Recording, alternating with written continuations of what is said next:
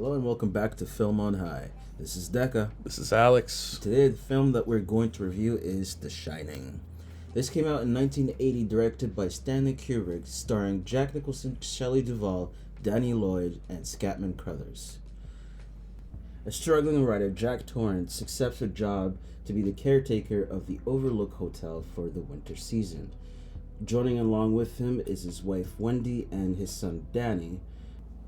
Things turn for the worst as, for some odd reason, Jack starts to go more insane, and as that is going on, Danny starts to get visions of very horrific things that have happened into this hotel.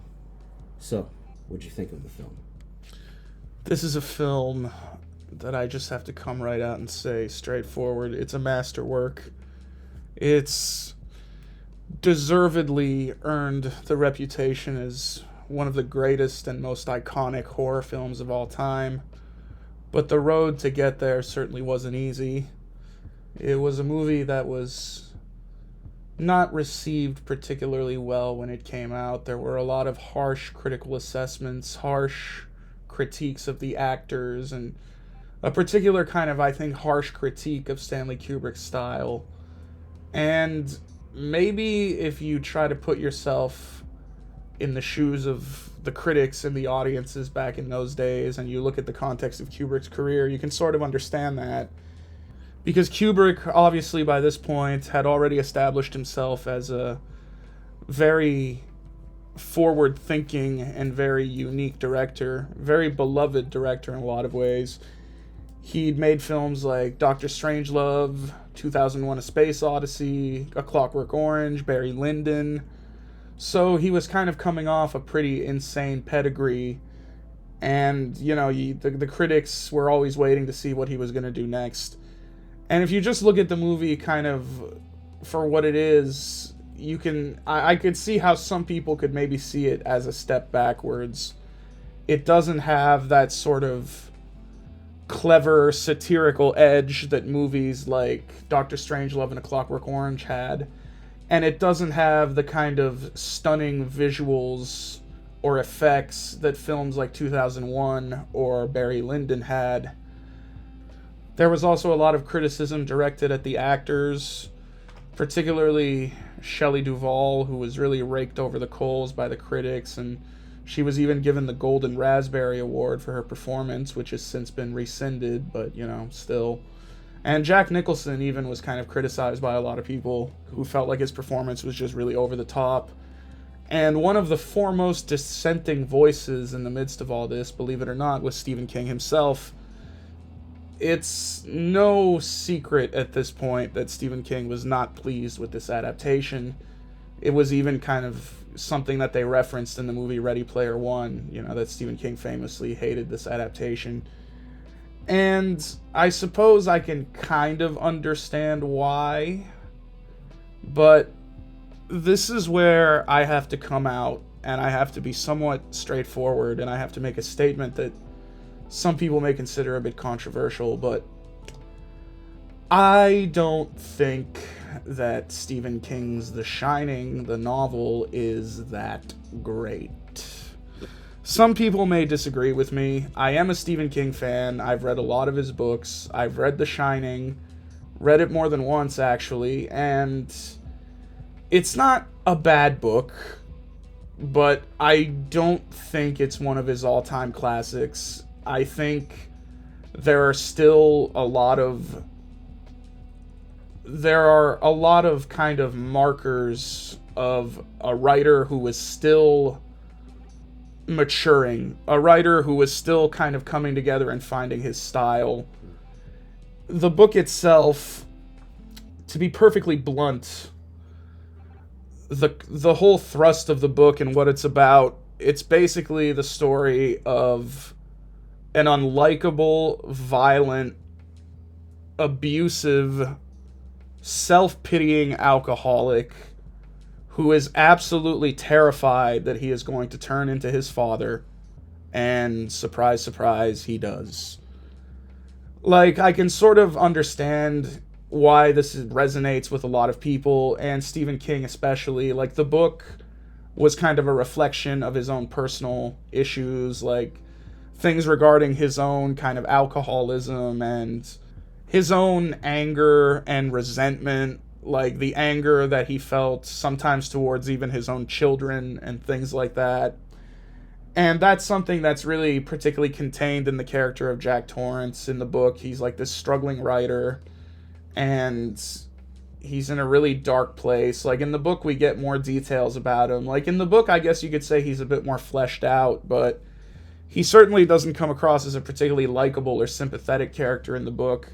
And this is kind of one of the things that Stephen King complained about. He really didn't like Jack Nicholson's casting in the film because he thought that Jack Nicholson makes Jack Torrance seem like he's kind of unhinged from the very beginning. Stephen King said he would have preferred it if they cast an actor who was a bit more kind of down to earth, so there would be more of a gradual, but like, honestly, even reading the book, right from the very beginning, you get the sense that Jack is unhinged. Like, even in the beginning of the book, you're told, okay, this guy was physically abusive to his son. He was physically abusive to a student at his school. He has a very short temper. He's very arrogant. He thinks he's better than everybody else. Like, right from the beginning, this is not a likable guy. So I personally contest this whole idea that Jack is some kind of redeemable character that we're supposed to feel sorry for, because I didn't fucking feel sorry for him at all, to be honest, as uncharitable as that may sound. And okay. On a personal level, I really take issue with this kind of central thesis that just because you're the son of an alcoholic or an abusive person, that this is somehow a fate that you cannot avoid. This is something that's almost baked into the novel, in The Shining. There's even a particular line, "What you see is what you'll be."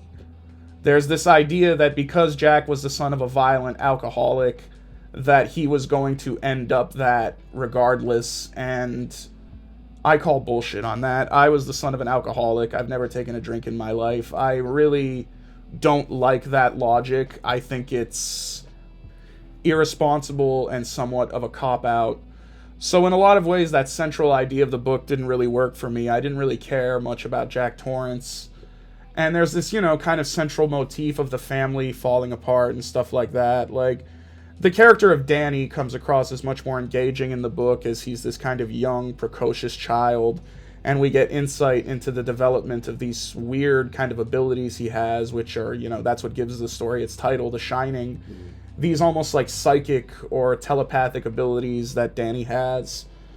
So there's like an interesting structure there, but the kind of meat of the story, basically, when you boil it down, it's the story of a family, a husband, a wife, and a child going into this house for the winter, this hotel, and looking after it. And I think that's really what Stanley Kubrick was interested in. He wasn't interested in telling the story of the maudlin drunk who was afraid of turning into his monstrous father. That was of no interest to him whatsoever. And, maybe that's of interest to Stephen King, and maybe that's of interest to a lot of people, but it wasn't of interest to Stanley Kubrick. Stanley Kubrick was more interested in these ideas of isolation and madness and these things that can arise. And this is not something that's even unique to this particular adaptation. Kubrick, many of the movies he made were adaptations of books, almost all of them, in fact. Full Metal Jacket is an adaptation of a book. Eyes Wide Shut is an adaptation of a book. Lolita, Dr. Strangelove, A Clockwork Orange. And in almost all of these cases, he made significant alterations to the text. So it's not like he had anything against Stephen King in particular or anything like that. That's just kind of how he approached making movies. He would use the book as a basic skeleton or structure, and then kind of use it as a way to communicate his own vision. And in many ways, he kind of accentuated the pure horror of the story, which is one of the things I like about it. Like, it's really more about this sense of the atmosphere and this real feeling of isolation and being stuck. Like, many of these themes from the book, like alcoholism and the kind of disintegration of the family unit and, child abuse and things like that, they definitely are present here, but they're not emphasized as strongly as they were in the book. Instead, they're more used to kind of inform the entire story. It's like we set things up, we know who these characters are, we know what the situation is, And Kubrick kind of just creates this really insane nightmare of a film that we're kind of pulled into. Well said.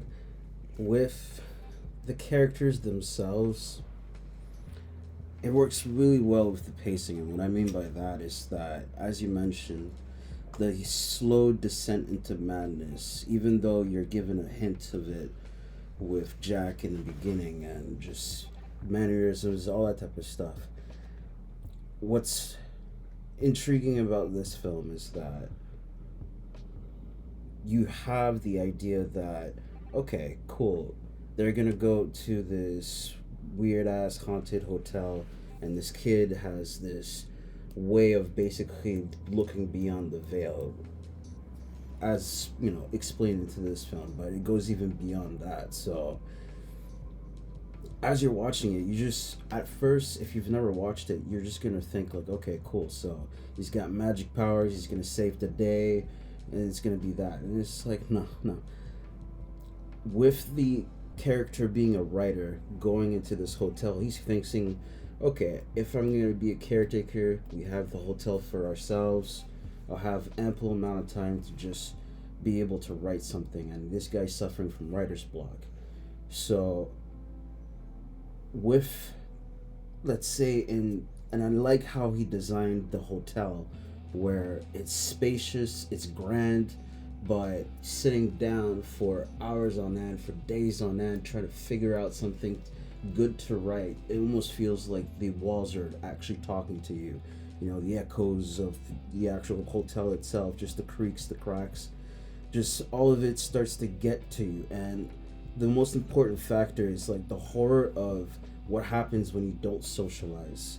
You know, it's just like the same people, the same routine type of thing, but hours on end of just staying alone. And just kind of like, it creeps in, and that's what I love about the pacing. And those ideas of like, the lack of communication, and especially the idea of being, you're here with your family, you know, like it's a wife, a husband, and their son, you know, they should be a cohesive family unit, but you really get the sense from the beginning, and again, I think this is something a lot of people took issue with, but they don't really seem like a warm and happy family in the movie. Like, you know, you get the sense that there's something really dark festering underneath this. And, you know, obviously you can tell from the beginning, like, we're told that Jack was a heavy drinker and that he did something pretty terrible to Danny when he was in a fit of anger.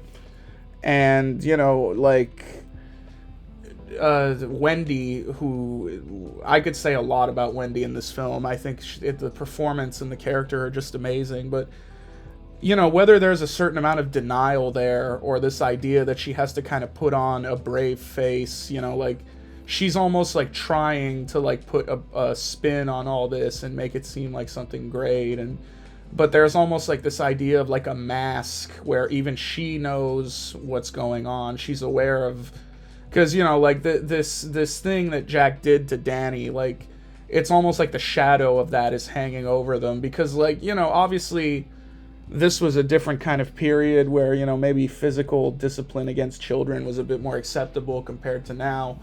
But even then, like, Jack did something that kind of, it really hurt Danny. Like, you know, it hurt his arm, and you know, he needed to be hospitalized. You know, it was that bad. And that's the kind of thing where, like, that's hard to get over. Like, it's almost like this has created like a wound in their actual family, like a scar that won't heal. So it's definitely there, and it informs the film, but it's different, and I like that. Like, they didn't make it so much a literal thing, but yeah, there's like this miscommunication, this, like, you know, even as Jack is kind of sliding into madness, they don't fully, like, Wendy especially doesn't seem to fully become aware of it. Danny is more aware of it, but again, that probably has to do with The Shining. And, you know, like, Danny, too, he's got his whole thing going on where he's discovering this new ability that he has, this strange kind of thing, The Shining. And in the film, it's personified in this kind of weird way where he talks, like, with his finger. He has, like, the little Tony, who he claims is the boy who lives inside of his mouth or inside of his stomach, and that's almost like the personification of The Shining. Like, again, it's different in the book, But for the movie, I guess, like, apparently the whole finger thing was actually something that Danny Lloyd himself came up with, and Kubrick liked it, so he put it in the movie. But yeah, it's just like kind of a way of maybe visualizing The Shining. And it's kind of goofy, but at the same time, I like it because Danny is a child, so it sort of makes sense that he would express himself in a childish way, you know? Yeah. So that's like a way of communicating it. But yeah, he's having like, and the interesting thing with Danny is it's almost like he's getting this information and these visions and these notions, but again, he's too young to fully discern them. And that's kind of, it's somewhat of a departure from the book again, where Danny's a bit more precocious and a bit more intelligent and a bit more of an active character. But like, one of the common complaints that this movie gets from a lot of people is that it's too cold. Like Kubrick, like that's kind of a complaint that Kubrick's film, a lot of his films get, where they say he's a very cold filmmaker and he's very mechanical, and he doesn't really care about humans that much. He's not really interested in his human subjects. He's more interested in the kind of technology and the, you know, the process of filmmaking as opposed to the more human interactions and relationships. And, you know, that's a point you could make. But I definitely don't think that's like a fatal flaw of the film where it ruins it. Like, again, it gives it kind of a different vision where the movie, like, it's almost like an objective viewpoint in a weird way. Like, in the book, you get more insight into the characters. Like, you have kind of chapters that are told from, like, specific character viewpoints. So you get a better sense of what's going on in Jack's head, in Wendy's head, or in Danny's head at any given time. But the movie almost has this more objective point of view. Like, I saw, like, a clip of Louis C.K. discussing The Shining on YouTube, and he said something interesting where he said that the movie is almost told more from the point of view of The Shining itself, or, you know, maybe the house, or, you know, the hotel, or whatever malevolent force is there. Like, that's almost what Kubrick is dialed into. Like, the human characters are secondary to that. And I think that's kind of an interesting way of looking at the story, where, again, it's more about this kind of burgeoning horror that's happening under the surface. And the film is just, from a cinematic point of view, absolutely meticulously crafted. Like, this location of the Overlook Hotel, it's very beautiful. Like, it's a very kind of beautiful place, and you can tell that there was a lot of rigorous design here, you know, with the different color schemes, the, you know, even the carpets, the patterns, like the things on the walls, like it all pops, and it gives the movie, like, so there's almost like a beauty and a coziness to it, but at the same time the hotel feels very alienating and very vast and very large. And, you know, there were breakthroughs that Kubrick and his crew made here with things like Steadicam and things like that, like shots, continuous motion, and these great shots where we see the camera following Danny as he's kind of riding around through the hallways on his big wheel. That's like really famous. You know, that's been parodied a lot of times. But yeah, just giving you this sense of the hotel as this unknown cavernous place where anything could potentially pop around the corner. And it's just like a masterpiece in building tension, where even some of the most mundane sequences are just infused with this sense of dread and this sense of kind of strangeness and uncomfortability and almost this building like tension that's happening, even when there's nothing like too explicit happening on screen, like the characters just talking or going about their business. Yeah. You get that feeling. And, you know, it's a lot of it's Wendy Carlos's music too, this really great score with like these synthesizers and, you know, foreboding keyboards, atonal strings, like, again, creating this really unsettling, tense atmosphere. With the use of ghosts in this film, the supernatural aspect of it, what I like about it is that he used it in a way where it was just, as you mentioned, cold, but you see a lot of ghost movies, and usually, you know, they're out to get you, you know. Yes, some of them are pretty smart, but this one is just more of, you know, just casual connections, but not connections. Good example. So he's at the bar, and he's just sitting all by himself. It's a large place, right? And essentially he's just kind of like thinking to himself, just kind of casually talking, and then right from there it's almost like he just created something out in thin air, but it's honestly just the hotel speaking to him. playing as a bartender. And so you see him taking a drink, and it's pretty subtle, just seeing like, okay, this is something that he craves, so the hotel kind of adheres to that and says, hey, I'm your friend. And it's that type of like, okay, cool. Maybe he's like kind of losing it right now because there's like actually no one there. He's not even drinking, but Wendy breaks him out of it, and then everything goes back to normal. But it's not done in a like a bombastic way. It's like super subtle, and that's what I like about it. Well, there's that kind of question of whether the hotel itself drove Jack mad or whether he was mad to begin with, and that's why he sort of fell prey to it. And yeah, like in regards to the ghosts and the strange activity and the weirdness that happens, there's also this kind of open question. Like, we're told about the Overlook Hotel. Like, again, the book has a lot more detail on all this. The movie kind of just gives you sort of little hints and little glimpses. We're told that it was built on an ancient Native American burial ground, and that a lot of terrible things have happened there over the years. And one of the things we're told from the very beginning is that the previous caretaker who had the job before Jack took it, he ended up going sort of mad, and he ended up taking the lives of his wife and child, and then of his wife and his daughters, and then taking his own life. So right from the beginning, you get the sense that the Overlook is a place where many terrible things have happened. And, you're wondering, is the hotel itself, like, haunted? Like, what is this energy? Or is it just, like, responding to the presence of Danny and the Shining itself? Like, it's interesting, too, because there's another character named Dick Halloran, who's actually the chef at the Overlook Hotel. And Danny meets him on the day where they go there for, they go there to settle in just as the staff are all leaving for the season. And he ends up having a conversation with Dick Halloran, and Dick reveals that he also has the Shining. He's actually the first person who sort of reaches out to Danny and communicates with him. And they have a bit of a conversation, like, Dick tries to sort of explain the nature of it to Danny. And Danny sort of already reveals that he has had visions relating to this place, and he's already gotten a sense that some bad things have happened here. He straight up asks Dick, is there something bad here? And Dick he doesn't really know what to tell him. He sort of, because again, there's this kind of idea that, Dick has the Shining as well, so he's probably aware of these things. He's probably sensed them or seen them, some of them. But, like, in the book, we're given the idea that Danny's Shining power is much more powerful than Dick's. Like, Danny is much more adept, so maybe that's why those horrors present themselves to him in a much more kind of tangible way. But again, these are ideas that I think Kubrick wasn't as interested in exploring as much. He was more interested in just having, like, that general concept of haunted hotel or, strange activity, ghosts. And he uses a lot of imagery that does pertain to stuff in the book. Like, a lot of these things, like, for example, one of the most like memorable images is the woman in the bathtub.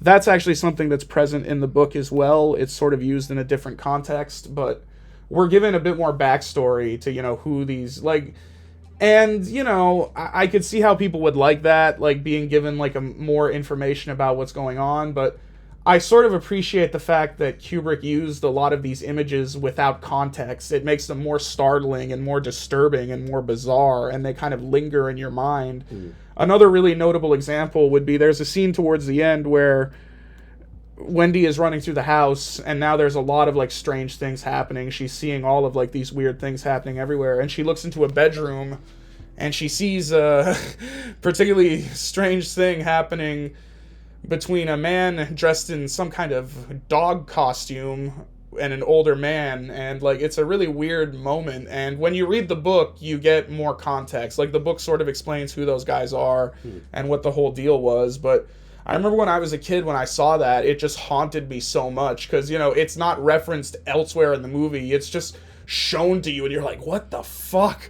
And that, to me, is, like, where the power of the movie comes from, where it's really just, like, Kubrick's like, no, I'm not gonna bother explaining it to you. Like, make of it what you will. I'm just gonna fucking drop this here right in your lap. And that's kind of what has also given the movie a more enduring quality, where you have, like, this movie has been given so much analysis, like, there have been full documentaries made about this movie, and, like, all sorts of crazy conspiracy theories, like, people thinking that Kubrick was making some kind of like secret message, or like that's the thing about the film. Like, you can look at it and say like it's a relatively simple horror film, but like any Kubrick film, it's packed dense with so much imagery and so many illusions and so many little details that really make it work. And speaking of which, the shot composition in this film, where he's able to take aerial shots going through the landscape, getting to see exactly how large and how isolated this hotel is, just gives you right away the sense of, okay, if they try to run, if they try to escape, who'll hear them? How far can they actually go? Amazing opening. And so with that, you get to see every set piece, every set location, and again, like I said, everything is always large. It's like a huge hotel and stuff. But as you mentioned, there are hints, kind of like red herrings of like, here's something that might be used, here's something that is going to pop up again. But again, no context, no like, okay, here's the obvious. No, he kind of like lets go of the hand of the audience and just says like, look, you're gonna have to think about this film, and whatever opinion you have, you'll have them, but this is it, and this is how I'm gonna shoot it. And so with that meticulousness, getting to see the vivid colors and then the horror going with the colors, it's using beauty with madness and chaos, and like, how do you mix both of them? And you get a beautiful scene where it kind of dripples into each part of the film, where it's this elevator, and slowly there's just this pool of blood that just kind of comes out, and you're just kind of there like, what the fuck is that? And there's no explanation for it, but you can think of it as all the victims that the hotel has gained so far, and that's all their blood. Or you could think of it as just the hotel just being like, fuck you, and just kind of messing with their minds. Yeah, the whole idea of like, is this a literal thing that's happening, or is it just some kind of vision, or something that's being projected to them? Or because again, as the movie goes on, like, at first Danny is really the only one who seems to be able to see these things or have awareness of them, but then Jack starts to become more aware, and then Wendy, who was kind of the one who was maybe, Wendy didn't really know anything that was going on, but then at the very end, these things are manifesting themselves to her as well. So it's like almost this idea that like these energies in the hotel have built to such a level where now everybody can see them. Like, it's not just people with the Shining who have like this extra sensory power, or like maybe again the presence of Danny's Shining almost empowers it further. Like, that's kind of the idea in the book, where the hotel wants Danny. Like, it knows Danny has this powerful Shining, and it essentially wants to absorb Danny into itself, and it uses Jack to try to accomplish that goal. Like, it's made more explicit in the book what's going on. And again, since Jack is such a kind of, dickhead, the hotel is able to kind of appeal to his ego, and like, oh, you're the caretaker, you're the man we want, you're so important, and kind of seduces him that way. But yeah, like in the movie, Kubrick doesn't really, he leaves those details out, and instead more emphasizes just the absolute abject horror of the situation. He also kind of creates a few mysteries of his own. Like, you can tell he wanted to kind of put his own stamp on this and make it his own thing. And when it comes to adaptations, like, I think I've mentioned this before, but there's always that slippery slope of, if you adapt it too close to the source material, it becomes pointless, because then it's just a literal, you might as well just read the fucking book. So, you want it to have its own distinct, if you're going to make a movie, you got to make it somewhat unique. But then if you take it too far away from the source material, you risk kind of alienating people and pissing people off.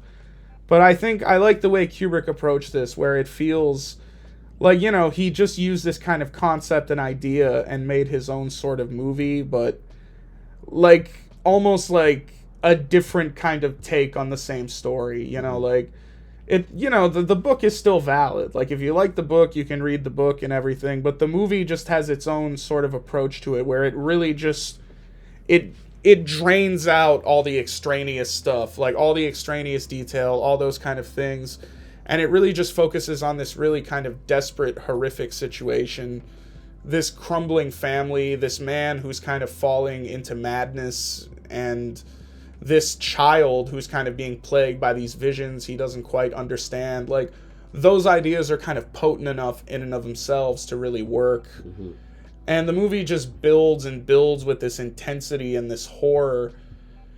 And the very final sequence, which is set in this hedge maze, is just absolutely phenomenal. Like, that is just one of the most tense and horrific sequences in film history, and so well shot. Like, again, recalling those earlier sequences where we had the Steadicam following Danny around the hotel. Now we're just following him as he's running through this hedge maze, being chased by his father who's trying to kill him. And it's just so, like, pulse-pounding and horrific. And by that point, like, again, there's no humanity left. Like, you know, there's no humanity left in Jack. He's become, like, animalistic and vicious. And, you know, there's just this real sense of, like, oh my God. And, you know, like, it's almost like a contrast to earlier in the film where we had those wide, sweeping shots leading up. Now we're in this really tight, claustrophobic area, and you feel squeezed in there. And you literally feel like the motherfucker's after you while you're watching it. Like, it's so well executed and so well done. And I find it incredible that Stephen King once said that he doesn't understand how people could find this movie scary. Like, yeah, take that from the guy who directed Maximum Overdrive. This guy knows how to deliver fucking cinematic excellence. Oy. It's the play of the seasons for me. When you first get introduced to the family, the whole shebang of the film, you know, it's maybe fall starting to get into fall. So you get to see the greenery, you get to see the landscape and, you know, just exactly what it looks like. But by the time we get to the hedge-maid scene, you see it completely snowed in, and so there's minimal ways to get help from the outside and to even reach the outside because some doors have been blocked by the snow. And so you get the idea of why this idea of like being a caretaker for the winter season, you get it now that okay, you're gonna have to survive with all the food in the pantry, and you know, you get the kitchen, the whole house to yourself because you'll be literally stuck here. Yeah, and like the real obvious horror of like, you know, being stuck in a place with someone you thought you could trust, someone you love, who just turns completely insane and becomes like a vicious, violent threat towards you. Like, again, that's a palpable, like, horrific idea in and of itself. And I think by really emphasizing that, that's what makes the movie even scarier. Like, again, like, Kubrick doesn't even really care about making Jack seem like a, you know, relatable or nice guy. Like, you know, even if he seems like a psycho from the very beginning, that's what he's going for. And, like, we should move on and talk about the acting a little. Like, obviously the movie centers around three main performances. We have Jack Nicholson. And Jack, he really goes for it in this movie. Like, by this point, Nicholson, he'd almost built, like, a reputation for being this rather unique actor who had like his own approach. Like, he'd played characters like McMurphy in One Flew Over the Cuckoo's Nest and things like that. So he was definitely known for having his particular brand of like manic energy, if you will. But in this film, he proved how outright sinister he could be. And yeah, there's like moments of just really subtle menace and really piercing stares, long silences, building into, you know, absolute eruptions of just rage and insanity, and also kind of almost sprinkling in his own kind of black comic energy in there as well. It's a pretty remarkable performance. And especially as the movie goes on and Jack sort of degrades into this utterly animalistic killer, basically bent on murdering his wife and child, he really kind of sinks into that.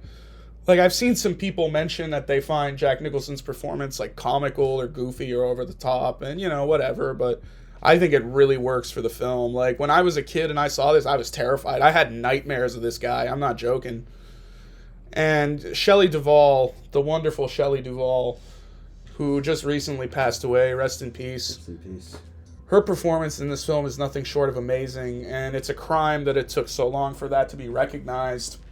She has this really kind of wholesome, believable quality. But again, like I mentioned, there's almost like this sense of the veneer, like, you know, the trying to cover things up, like, you know, like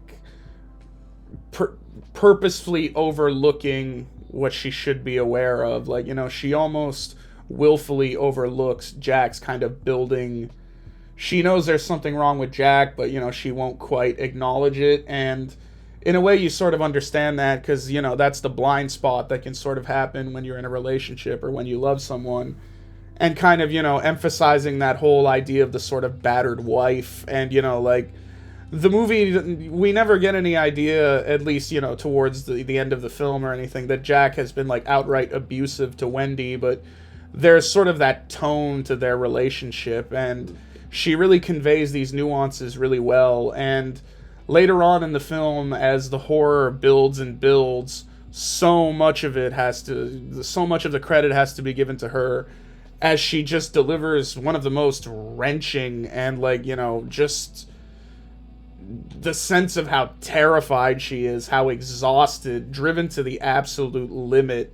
She conveys how horrifying and how terrible it would be to be in a situation like this, how completely alone and helpless someone would feel in this situation where she has to care for her son, who seems to be going through this, weird thing. He's acting strange, he's unresponsive, and now her husband is just becoming completely unhinged, and she just goes for it. And there are definitely moments where it feels like she's not even acting. Like, one of the greatest moments in the film is, of course, when Jack at the very end, he comes in to, like, get them, and he busts into their apartment with an axe, and then they take shelter in the bathroom, and he starts breaking through the bathroom door.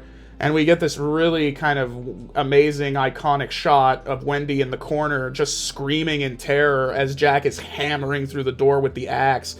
And she is just utterly freaking out and breaking down, and it's so convincing. And that's why I can't believe that people, like, gave her the golden raspberry, and so many people talk down her performance. And, like, I just think it's amazing. It's, like, one of the greatest performances in the history of horror cinema, for sure. And, like, again, going back to something Stephen King said, Stephen King remarked that he felt like the portrayal of Wendy in this film was misogynistic. Wendy is just, she's a shrill character who just screams and acts terrified throughout the whole film. And, I personally completely disagree with that, but, to each their own. Like, in the book, I guess you could argue that Wendy's more of a conventional kind of, she does stand up to Jack and all that, but the thing is, for one thing, in the book, Jack, like, beats the crap out of Wendy. Like, there's a scene where he literally gets her and he beats her up with his mallet and he's, like, smashing up her ribs. It's pretty brutal. And, it's worth mentioning that in the film, Jack never actually hurts Wendy. Like, every time that, like, Jack confronts Wendy, she kind of always comes up with the upper hand.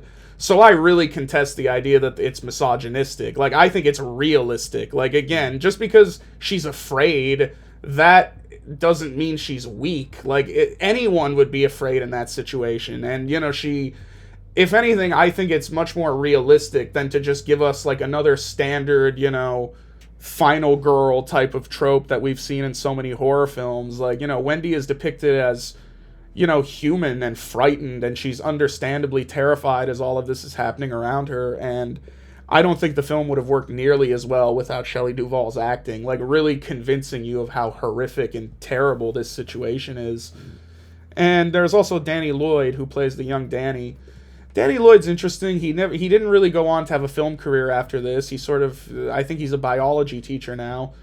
And apparently it's interesting because Kubrick behind the scenes in this film, he was known for maybe being, because that's another interesting thing about the movie too, where, like, it's all about Jack, like, and his obsession with, like, writing a book and creativity sort of, like, drives him mad. Like, you get the idea that maybe that's something Kubrick identified with, because he was known for being, like, a bit mad and perfectionist, and, like, the insane amount of takes that he would do and stuff. And apparently there's been a lot of controversy over the years about his treatment of Shelley Duvall on sets. And some of this you can even see in various behind-the-scenes documentary. He was kind of harsh towards her, not very encouraging. He would badger her, and he just wasn't warm. He wasn't very nice towards her. Like, because the thing is, like, a film director, it's not just about telling people what to do and saying action and cut. Like, you sort of need to be there for the actors. You need to sort of you almost need to be like, like a father figure for the actors in a way. Like they need to be able to confide in you and you sort of help them. It's a collaborative thing. But Kubrick, he was always more about, he wasn't that kind of director, but apparently he was particularly cold to Shelley, and she became very stressed, and she was losing her hair. It was difficult for her. And, obviously that's really crappy of him to do. Like, you can't really defend that kind of behavior, but I think maybe what he was trying to do was he was trying to put her in the mindset. Like, he was almost being dickish towards her because, she was in this character where Jack was treating her like crap. So maybe he was trying to put her in that mindset. But, that's not what you should do in a situation like that. So, yeah, it's kind of shitty that he treated her that way. But in the case of Danny Lloyd, he was apparently much more, like, kind. He was very careful with Danny. He didn't want to traumatize him. Apparently, like, Danny Lloyd wasn't even aware that he was in a horror film. Like, Kubrick had just, like, he made the movie in a careful way, and he didn't, like, realize, like, the kid never saw any of the messed up stuff. Like, he wasn't really aware of what was going on. But it's still a pretty good performance. Like, he manages to really, again, convey a lot of the horror in those situations. And, like, Kubrick knew how to use the kid effectively. Like, particularly in the later half of the film, where Danny starts to become more traumatized, and these things that are happening in the hotel are impacting him. You get these scenes of him with like these blank stares and like looking really disturbed and frightened. Like Kubrick knew how to use those images to really get a reaction out of the audience and really like increase the film's power. So like it's a pretty good cast all around. And all three of them kind of contribute to making the film as memorable as it is. So does Scatman Crothers. Like, his role is smaller, but again, he does such a great job as Dick Halloran. Like, it's a small role, but he sort of infuses it with a certain warmth, a certain kind of caring. Like, especially in a movie where, like, there's so much awful shit going on. Like, Halloran's character almost seems like a beacon of, like, kindness. You can tell he cares about Danny. And it's a really great turn by Scatman Crothers. And again, like later on in the film, when he's brutally killed off by Jack, like again, that almost feels like Kubrick. Like, this was the only like nice guy. Now we're just gonna kill him, put an axe through his chest. Like again, it's just making that situation more horrific and dire. And that's what you do with a great cast and a great story, that you're able to tell your own tale with it. And he very much showed us basically how to make a really great horror film without having the proverbial, gruesome fest of murder, slasher type of thing like that. Like, this could be technically seen as a slasher because, he has an axe and goes and slashes, but no, it's just the trick on your mind to feel how this family feels and just being stuck with them for this duration of 2 hours. And you want to escape, you want to like get out, but it just kind of grips you because you just want to see what happens next. What's the story with the hotel? These ghosts that gradually get more and more fucked up to the point where you get to see some of them how they were murdered. And it's all, as you mentioned, because The Shining and that magical power where it's just like, not only is this kid can see it and he's powerful, but there are others. So, the people that have come here, are they always shiners? And is that why it happens? Or like these gruesome murders happen in this hotel because somebody has magic? Or is it just, Well, yeah, that's also kind of what I like about Kubrick's approach to the material, where he doesn't necessarily explain every single thing going on like the book does, but that leaves a lot more room for speculation. Like, it leaves it open. And again, like, that's why this movie has been analyzed by so many people and so many crazy theories have arisen from it. But that's kind of the magic of Kubrick's filmmaking style. And Kubrick, like almost every genre he took on, he sort of reinvented it, or, he had like a profound impact. Like, it's ironic that so many people said Kubrick didn't know how to make a horror film, because this film has had such an inspiration on so many horror films that have come after it. Like, again, like you said, not necessarily using like a lot of these familiar tropes that even by then had become popular, because like 1980, that's when the whole slasher movie craze was really kicking off. this movie is just all about atmosphere and dread and terror, and like it's a tangible feeling. You feel so closed in and shut in, and I think it's just a triumph of like craftsmanship. It's one of the few movies out there that has truly frightened me, really kind of made an impression on me, and really kind of affected me in a profound way, because so many horror films, like, again, horror is a subjective thing. There are plenty of people, I'm sure, that will watch this movie and say, oh, it's not scary, but to me, just something about it, like, ever since I saw it as a child, like, it's always kind of occupied a place in my mind. And yeah, like, I think it definitely deserves its reputation as one of the all-time greats. 5 out of 5 for me. Yeah, cut straight to the point. I have to give it a 5 out of 5 as well. As much as it's been kind of maligned and misinterpreted and reinterpreted and overinterpreted and dissimulated and all those kind of things, it just still stands out as a marvel of cinema. Like, it's just a film that you can always revisit, and you'll always kind of find new layers, new textures, and I'm glad that it's still here to be discovered and to terrify new generations to come. So, have you seen the film? Have you read the book? What do you think about them? Let us know down in the comments down below. Until then, it's been Film on High. Peace.